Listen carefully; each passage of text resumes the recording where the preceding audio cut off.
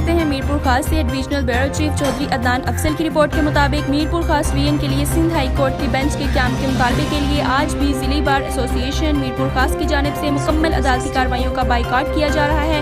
कोई भी वकील डिस्ट्रिक्ट एंड सेशन कोर्ट समेत किसी भी मातहत अदालत में पेश नहीं हुआ। इसे 12 बजे तक वकला के एहतजाजी कैंप में एहतजाज किया जाएगा और रैली भी निकाली जाएगी। उमरकोट, थरपारकर और सांगड़ जिले बार एसोसिएशन की जानिब से मीरपुर खास में हाई कोर्ट बेंच के क्याम के मुतालबे के हक में आज डिस्ट्रिक्ट एंड सेशन जज और मातहत अदालतों में मुकम्मल बाइकाट है।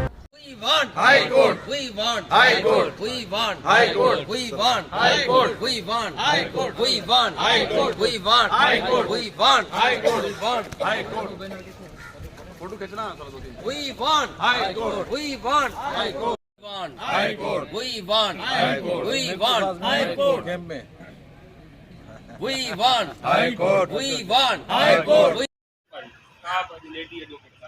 सर नारे लगाएंगे ये ले We want High Court. We want High Court.